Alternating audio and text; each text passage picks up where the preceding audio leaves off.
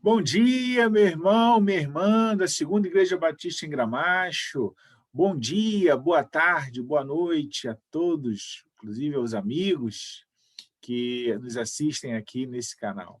Queremos te agradecer mais uma vez por estar conosco, por participar com a gente. Eu geralmente faço essa abertura apenas porque eu não sei que horas você vai assistir esse vídeo, então fica aqui os meus cumprimentos a qualquer hora que você tiver disponibilidade para assistir, tá certo? Para a gente é um prazer muito grande ter você conosco, participando aqui da nossa EBD, da EBD da Segunda Igreja Batista em Gramacho, pastor Eliseu, mando um abraço a todos vocês. Nós agradecemos muito pela oportunidade de permitir que esse estudo, todos os estudos, né, da nossa igreja, entre aí na sua casa, no seu lar, compartilhe isso com seus familiares. Muito obrigado, Senhor, muito obrigado, meu Deus, por essa oportunidade. Obrigado a você que assiste a gente, tá bom? Queremos muito que Deus te abençoe a cada dia, que Deus te fortaleça, que Deus te conceda sempre muita paz e muita saúde. Pois é, nós estamos na nossa mais nova revista, o Palavra e Vida, né? O tema central é recomeçar, um grande desafio. No último domingo nós falamos aqui exatamente sobre esse tema, né? E vamos dar continuidade a ele hoje, falando sobre lançando as bases, né? Que é o texto que está lá em Êxodos. E eu vou convidar logo você para fazer a leitura comigo aqui, né? Se você quiser, pode abrir a sua Bíblia também, mas eu vou projetar o texto aqui e aí você pode me acompanhar na leitura. Tá ok? Vamos lá, então?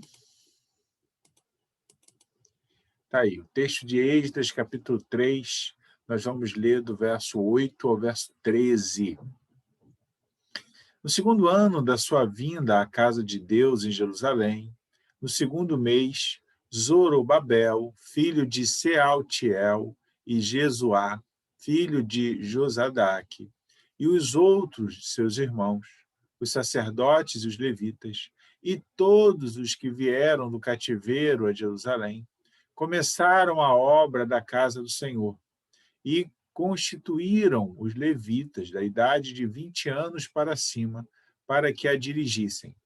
Então se levantou Jesuá, filho de seus filhos e seus irmãos, Cadmiel e seus filhos, os filhos de Judá, como um só homem, para dirigirem os que faziam a obra da casa de Deus, bem como os filhos de Enadade, seus filhos e seus irmãos, os levitas.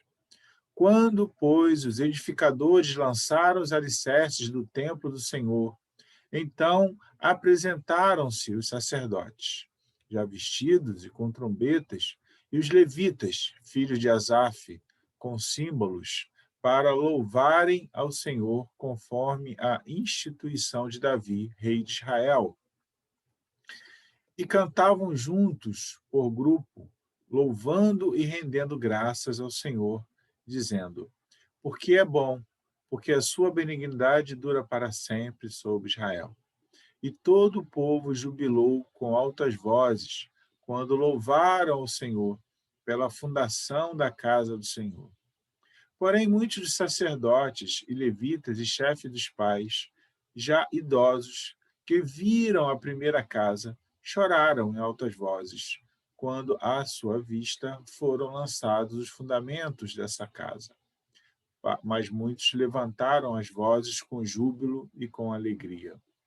De maneira que não discernia o povo as vozes do júbilo de alegria das vozes do choro do povo, porque o povo jubilava com tão altas vozes que o som se ouvia de muito longe. Amém? Que texto, hein, meu irmão, minha irmã, meu amigo, minha amiga? Que texto, hein? Pois é. Esse texto, ele trata exatamente do fundamento, né, do início da reconstrução do templo de Jerusalém. É exatamente aquele templo que que Salomão havia feito, que foi destruído por Nabucodonosor, né?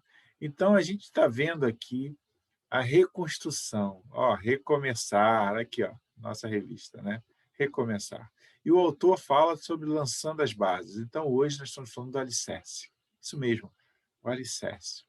Para tudo na vida que você for fazer, você precisa de um alicerce. Isso mesmo. Né? A família é o nosso alicerce. Né? A família é o que nos sustenta, a família é o que nos guia. Não é assim? Pois é, ou deve ser. Né? Pois é, então, para tudo nós precisamos. E para construir uma casa, com certeza, nós precisamos de um alicerce. Né? E para a construção de um templo também. E aqui nós vamos ver a reconstrução, então, desse templo. E Esdras, então, narra essa história. Se o irmão e a irmã, o amigo ou amiga se interessar e quiser voltar um pouquinho lá no capítulo 1, o irmão vai ver a ação de Deus sobre o rei Ciro, isso mesmo, o rei pagão, que tomou tomou a Babilônia, né? Que era de Nabucodonosor. E então Deus toca no seu coração. E ele então devolve o povo, né? Ele libera o povo para que esse povo retorne à sua origem e ali possa então começar a sua vida novamente. E aí nós vamos começar a observar exatamente essa transição desse povo saindo de Jerusalém, saindo da Babilônia para voltar a Jerusalém. Nós já falamos aqui em alguns momentos, e você está estudando aí também, estudou, aliás, na lição passada sobre Neemias, lembra? Quando ele pediu para voltar à cidade lá, Jerusalém, para ajudar a reconstruir os muros. Pois é, agora nós estamos falando da reconstrução do templo. O muro já foi, Neemias já reconstruiu ali, né? Já começou a reconstrução, enfim. Então, a gente está exatamente nesse momento, até porque Esdras e Neemias são contemporâneos. Então, você vai encontrar eles aí, né, na passagem de Neemias mesmo lá, você vai ver Esdras, vai ver a citação de Esdras lá. Então, meu irmão, minha irmã, meu amigo, aqui nós vamos observar a reconstrução desse templo. E aí nós estamos falando de lançar as bases. É isso o nosso estudo aqui. Muito bem. Quando nós começamos a observar esse texto, a gente vai ver ali um comportamento do povo em relação a esse momento que está acontecendo em função da reconstrução do templo. Mas eu quero começar aqui pela nossa revista, repetindo aqui a palavra do pastor Antônio Marcos, que é o autor dessa revista, dessa lição, quando ele diz assim: quando a adoração ao Senhor é a base e a prioridade, o resultado será abençoado. Quando a adoração ao Senhor é a base e a prioridade, o resultado será abençoado. Então, nós começamos a ver que nós temos aqui um grupo de pessoas reconstruindo o templo, mas um grupo de adoradores, pessoas que reconhecem em Deus a necessidade de adorar. E esse povo, né, os levitas, conhecidos, né, como os levitas, que são o povo da música, o povo da adoração, o povo do cântico, eles então começam aqui, junto com os seus grupos, a reconstruir esse templo. E para recomeçar, né, é necessário ter o Senhor como prioridade. Todas as vezes que você for recomeçar, você precisa entender por onde, né, e como você irá fazer isso. E quem é o centro desse recomeço? Muitas das vezes, os nossos recomeços eles são muito difíceis. Nós já comentamos sobre isso aqui, até pela própria necessidade de superarmos a nós mesmos, pela necessidade que temos de vencer as nossas lutas internas, né, as nossas batalhas internas. Então, esse recomeçar é exatamente o processo em que nós temos a oportunidade de mudar o rumo da nossa história até aqui. E esse povo, ele está exatamente fazendo isso. Então, quando lançamos as bases Deus envia os recursos para nós recomeçarmos. Olha, eu já participei de construção, né, do templo. Eu já estive, né, junto com os demais irmãos na construção de um templo. Foi o templo da primeira Igreja Batista Centenário, quando a gente então começou a reconstruir o templo, a construir, perdão, não reconstruir, a construir o templo que hoje está lá. E eu me lembro, meus irmãos, a luta é muito grande, né? E é exatamente isso que o pastor Marcos coloca aqui, Antônio Marcos coloca, é que se nós nos colocarmos nas mãos do Senhor, para que Ele conduza a história, aquele momento, as coisas acontecem.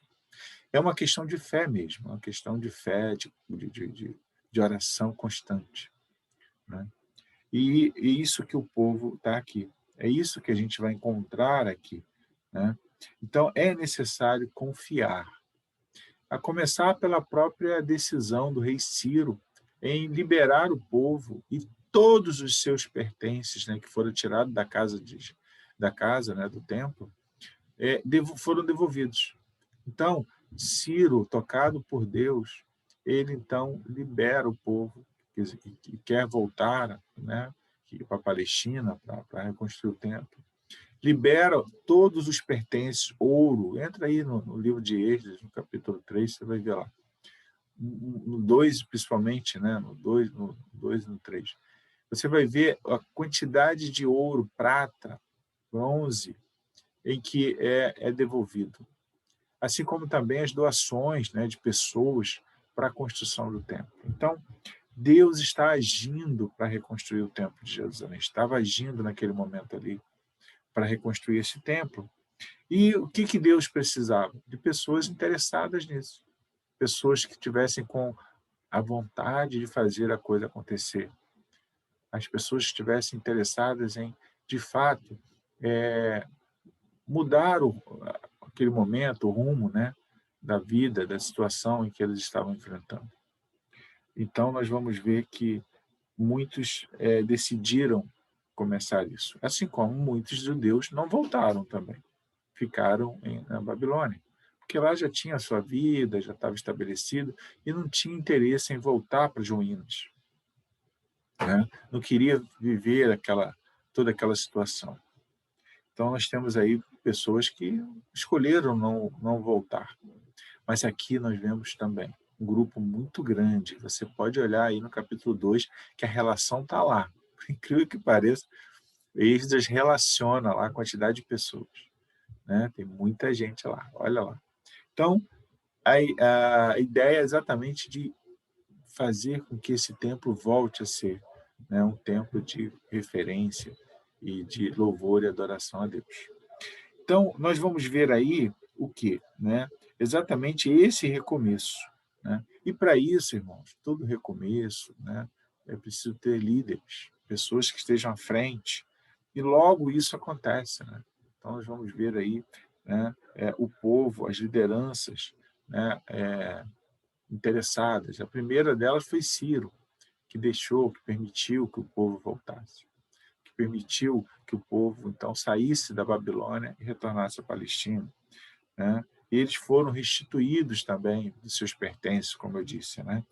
Então, todos foram devolvidos. Né? Só para vocês terem uma ideia, nós estamos falando aqui de quase 6.000 peças, 5.400, 5.500 peças de utensílios da igreja, de ouro, prata, bronze, tudo que Nabucodonosor havia retirado, roubado, né? Lá na época que ele dominou Jerusalém, né? O povo judeu. Então, Zorobabel assume aí a liderança sob a orientação de Deus.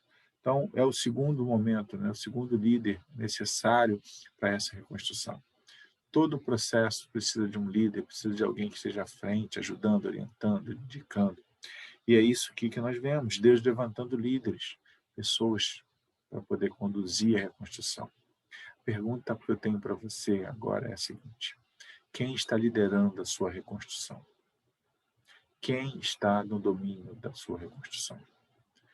Espero que seja você, meu irmão, minha irmã, meu amigo, minha amiga. Espero que Deus esteja também te abençoando na sua reconstrução. Mas e as bases? Quais são as suas bases? O que você está fazendo para ter o melhor alicerce sobre o teu propósito? É importante você deixar isso muito claro, ter isso muito definido. E quando nós falamos sobre esse alicerce, nós estamos falando sobre fé, sobre dedicação, sobre esforço. É disso que nós estamos falando. Então é importante que você entenda o quanto Deus precisa que você vença as suas dificuldades para que Ele continue lhe abençoando. A outra coisa que eu queria também compartilhar com você é que Deus vai agir. Isso mesmo. A ação de Deus sobre a tua obra, sobre os teus objetivos. É importante você saber disso, porque nós temos aprendido é que não dá para você recomeçar nada sem o mínimo de planejamento, sem ter o mínimo de noção do que você quer de tempo, sem ter a tua oração em dia, sem estar colocando nas mãos de Deus tudo aquilo que você de fato precisa, trazendo Deus para a tua história, para que Ele possa então te ajudar ali, nessa reconstrução, nesse momento que você precisa. É isso. E você vai ver aqui nessas lições exatamente pessoas que precisam de Deus o tempo todo para que as coisas aconteçam. Então, portanto, coloque o Senhor como prioridade. Se você colocar Deus como prioridade, as coisas vão acontecer. Coloque Deus em primeiro lugar, né? E Deus usa, então, o rei pagão. Isso mesmo, o rei pagão. Para que as coisas voltassem a acontecer, para que o templo fosse, então, reconstruído. E essa é a questão. Deus usa quem Ele quiser. Deus é Deus, é isso? Pois é. Então, lembre-se, né, que se Deus tiver que agir, Ele vai usar qualquer pessoa, para te abençoar. Não acho que isso vai acontecer porque o outro lado não é da igreja, então não vai me abençoar. Não vai. Tem muitas pessoas até que não têm vínculo nenhum com igreja nenhuma, que abençoam muitas pessoas, muito mais do que aqueles que têm vínculo com a igreja. Então, isso é uma questão de coração, de fé, uma questão de caráter, uma questão também de obediência. Então, é importante você saber que Deus age, independentemente da minha atitude, da minha ação, independentemente até da minha forma, né, de pensar. Porque Deus age, mas Ele age mediante também a transformação. Ele age mediante aquilo que eu tenho me colocado, através também do meu esforço, né? Há um sacrifício aí. E esse sacrifício, meu irmão, minha irmã, meu amigo, minha amiga, está em você se transformar internamente, fazer mudanças que são necessárias para que você continue em frente, servindo ao Senhor, ou venha servir ao Senhor. Essas mudanças, elas precisam acontecer.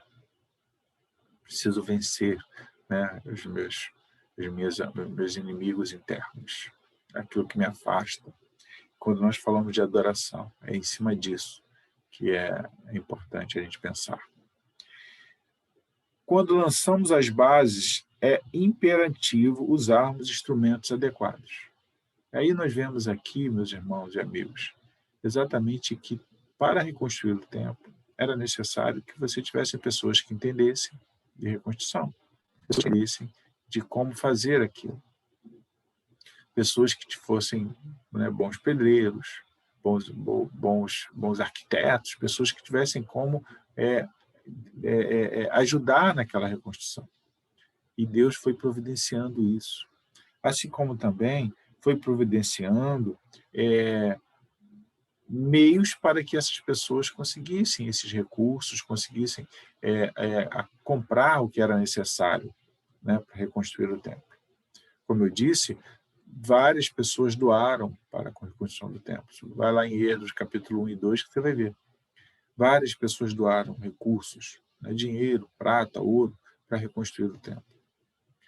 Então, tudo isso porque Deus foi tocando o coração das pessoas, foi abrindo o coração, a mente das pessoas, da necessidade que havia da reconstrução, de fazer aquele povo voltar à adoração, né? Então, nós vamos ver exatamente isso, ou seja, a necessidade de dedicação, de vontade, força, para que as coisas aconteçam. Mas o homem precisa, o homem, né, o ser humano, ele precisa se colocar à disposição. Ele precisa, como Isaías disse, né, eis-me aqui, envia-me a mim, né? Então é isso que é necessário, né? A ideia de você não foi feito de qualquer jeitinho, sabe? Ah, vamos dar um jeitinho aqui, vamos levantar um templo. Não foi assim. Porque a gente está falando da reconstrução de um templo do Senhor. Então não é de qualquer forma, não é de qualquer jeito. A gente não faz as coisas para Deus de qualquer jeito. Então a gente vai ver aqui exatamente houve uma ênfase sobre a oferta de holocausto, que, diferentemente da oferta pelo pecado, representava a dedicação do adorador a Deus, né?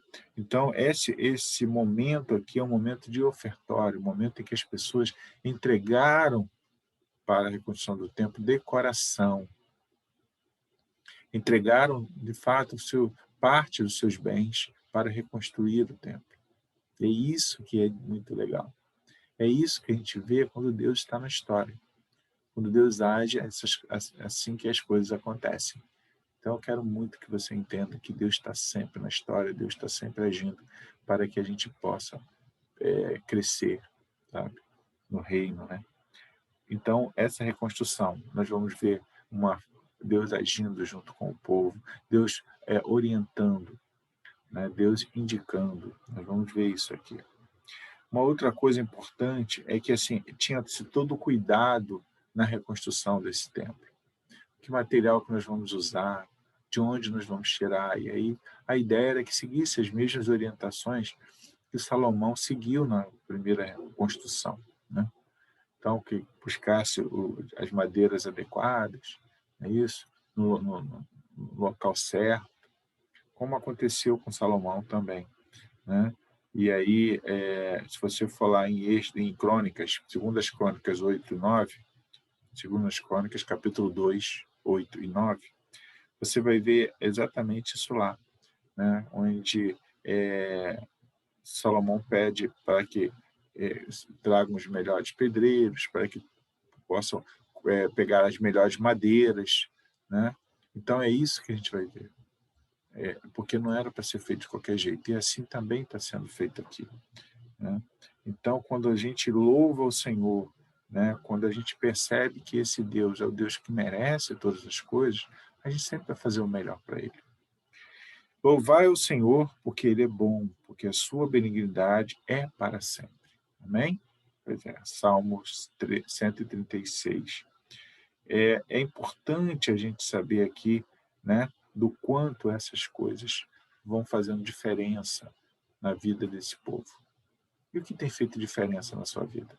Como você tem agido no dia a dia? Tem colocado Deus na história? Importante, meu irmão, minha irmã, meu amigo, minha amiga. Coloque Deus sempre na história. Não deixe de falar com Ele. Não deixe de orar, de colocar para Ele as suas dificuldades. Então, Deus é santo, né? E todas as coisas que foram feitas ali foram feitas para um Deus santo, né? As pessoas seguindo as orientações da liderança. Se você olhar aí no texto de Esdras, você vai ver assim, ó, e o povo de Israel se reuniu e eram um só homem. Sabe o que isso significa? Significa que eles trabalhavam em equipe de tal forma que você olhava e via uma coisa só, como se tivesse só uma pessoa, mas eram várias pessoas. É isso? Centenas de pessoas. Então, é importante você saber disso. Que, né, a ação de Deus na vida das pessoas, né, ocorre esse tipo de coisa. Então, é importante saber que no momento em que você lançar o seu alicerce, no momento em que você quer começar ou começar, Deus precisa estar nessa história. Deus precisa estar, né, na direção. E o terceiro ponto aqui, meu irmão, minha irmã, meu amigo, é o seguinte: quando surpreendentemente né? Estamos diante de uma autêntica explosão de emoção, um misto de tristeza, é um misto de tristeza e alegria. Por que eu li isso aqui? Porque no finalzinho do texto ali, você vai ver o povo chorando, né? Tem um povo que está chorando. Esse povo que está chorando é os idosos, pessoas que estavam, que conheciam o primeiro templo. E eles sabiam a glória que tinha naquele templo, né? Então, quando eles viram o templo derrubado e agora a reconstrução do outro, viram a diferença ali, eles choraram de tristeza naquele momento. Mas, ao mesmo tempo, nós vamos encontrar uma outra coisa. A alegria do povo era maior do que a tristeza. E é lógico que o choro faz parte da nossa vida, do nosso ser, não é isso? As emoções, elas tomam conta de nós, mas elas nem sempre serão, vamos dizer assim, nem sempre elas serão, ou melhor, nem sempre elas durarão, né? Porque naquele momento vem a consciência de que agora nós estamos num novo templo, na nova casa. Deus está dando a chance de a gente recomeçar, né? Deus está dando a oportunidade de a gente voltar a adorar. E é isso que aconteceu aqui. Quando você para e olha direitinho no texto, você vai ver isso, né? Todavia, o choro não significa que uma pessoa seja fraca, sentimental ou impotente. Desta maneira, o choro é uma emoção que o próprio Senhor Jesus experimentou. Pois é, exatamente. Então, quando nós olhamos por essa parte, nós vamos ver o quê? Nós vamos ver que a alegria tomou conta. O cântico, né, do povo era maior, ia longe, o povo escutava de longe. 500.000 pessoas cantando, irmão, imagina. Era exatamente a quantidade de pessoas que estavam ali agradecendo a Deus pela reconstrução do templo. 500.000 pessoas. Então, e todas cantando.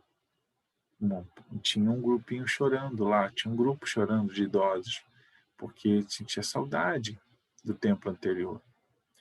Mas naquele momento eles são contagiados pela alegria dos demais, né, dos demais.